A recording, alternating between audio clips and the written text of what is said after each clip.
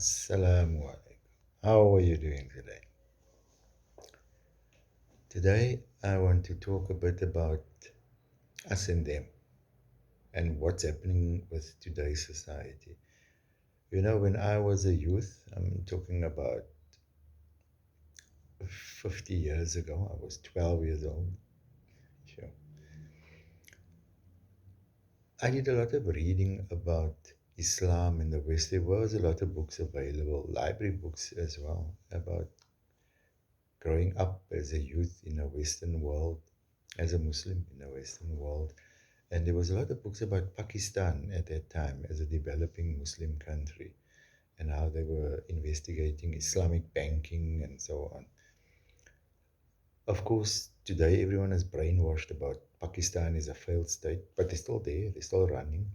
Pakistani people are still traveling all over, going on holidays. But of course, Pakistan must be a failed state and not succeeding compared to India, of course. But that's another story. In today, I mean, with my own children, everything is about guys, about things being the same. There's no us and them.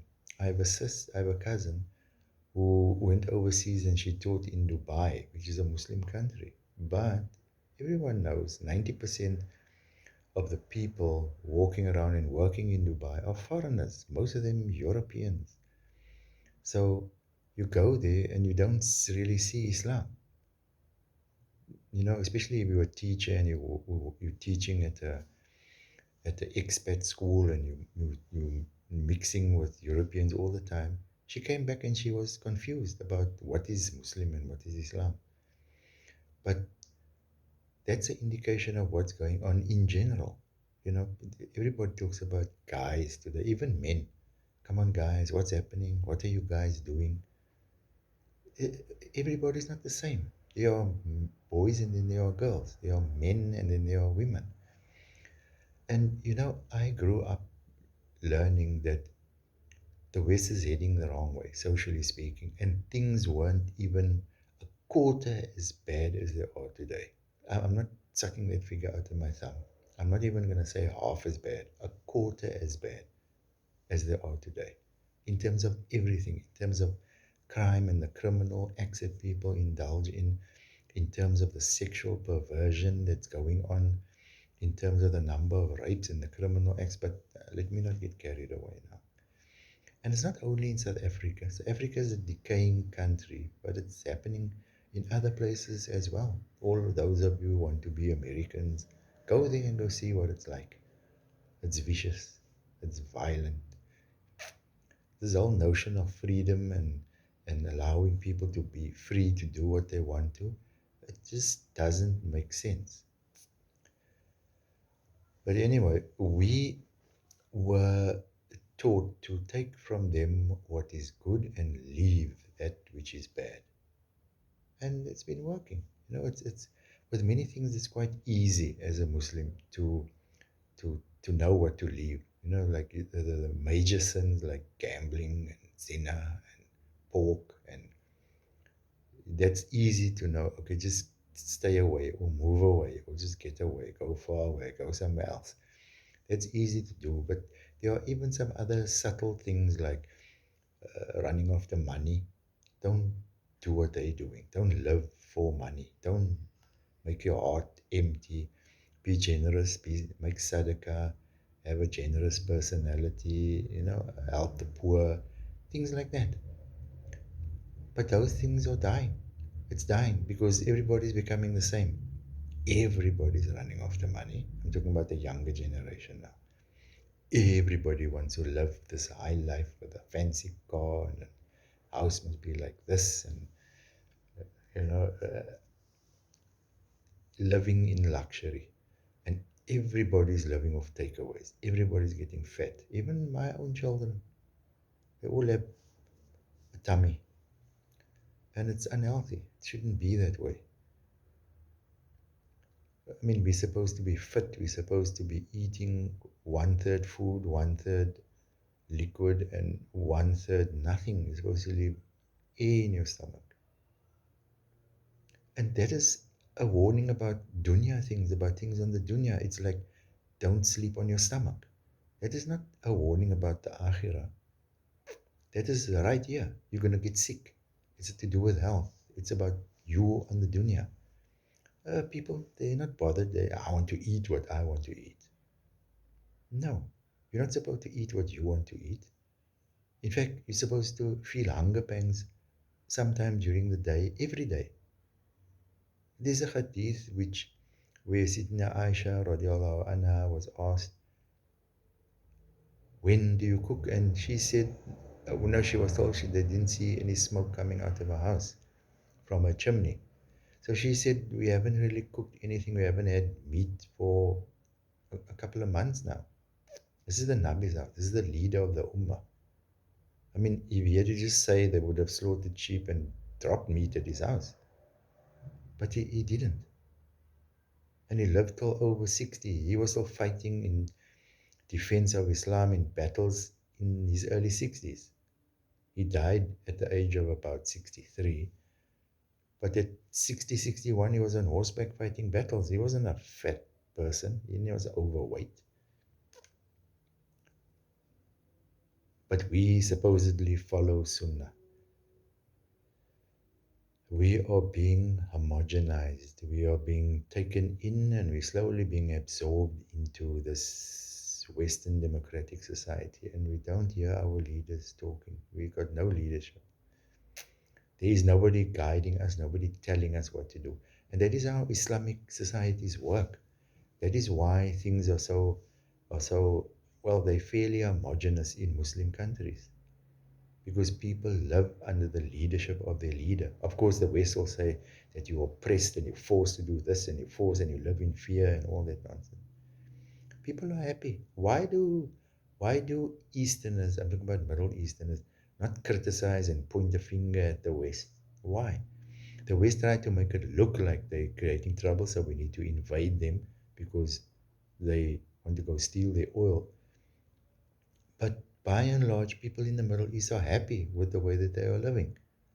They are happy and at peace with one another. They enjoy one another's company. And they live the way they live. You know, in 1994, when South Africa became a democratic country and they opened up their borders and anybody could come here and the foreigners came flooding in. In 1995, 24 Moroccans came to make their lives here in South Africa. One of them actually ended up marrying my cousin, and I got to know all of them. They used to come and watch the African Cup final here. I remember that one day Morocco was in the final and Morocco played Egypt, and they came to watch it here. But one of the Moroccans that came here, just to give you an idea of how different the two societies are. When he was living in Morocco, all he knew, and he was a Hafiz boy, all he knew was his Quran and his karate. He was a black belt in karate. That's all he knew. That's all he used to indulge himself in. Reading Quran and practicing training his karate. Of course, he used to go to work, but I mean, his sidelines was doing that. Then he decided to come here, but he broke away from the group and he became a security person for a Jewish guy in town. And he became ultra violent. He used his karate on people and he carried a Uzi machine gun. And apparently he killed a couple of people because the other Moroccans were saying he's going to end up dying by the gun. But okay, I know that is because of his specific personality, but to go from someone so peaceful and contented and to come into an environment where things are free. I know all the Moroccans were forced to look for work and to find employment, and none of them were educated or skilled. They were all, that's why they left Morocco because they had to do menial jobs. And they came here and they did menial jobs as well, but at least they were free to open up their own businesses and go and do carpentry work and the like. They couldn't really open up their own business in Morocco. It's very, the economy is very small and it's not really open to that kind of thing. And besides, you need a lot of money to open up a small business. But that is what this freedom does to people. It changes the way that people think. It makes them think that they can do certain things, which changes their lives completely. He, of course, isn't married, can't get married. I don't even know. I've lost contact with most of them, so I don't know what he's doing now. I don't even know if he's alive. But this, there's a big difference between the Muslim way of life and the way Muslims are living and the Western way of life. The West, they don't know what they're doing. They're figuring things out as they go along and they don't know where they're going to end up, and things are falling apart. Right now, we're starting off 2023, and the West and Europe is going from bad to worse. I know that they only focus on their economy, and but they saying that the economy is going from bad to worse, but their social life is in tatters. And what's the point of, who cares about the economy? Yes, you need to have a solid economy in order to pay for things and to buy and to build and so on.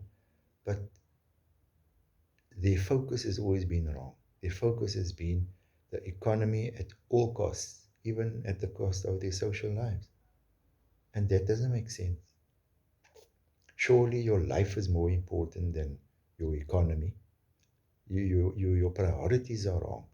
And that is the problem that we've always had with them. My concern is the new generation as concerned about their social life than the financial situation, because everybody's concerned about money. Everybody wants their children to have the education so they can get a good job, so that they can earn a good salary. That's the intention. That is completely different to why we sought education. Work and job and earning money was a sideline thing which we had to do. But your focus was on your family, was on your deen, was on your masjid. On People are disconnected from their masjid. They just use a masjid as if they do go to the masjid. But they just use it. They don't really know the imam, they don't really make a donation, they don't they don't go to fundraisers for the masjid, things like that. It's a sad indictment on the Muslim community and it doesn't bode well for the future. Assalamu alaikum.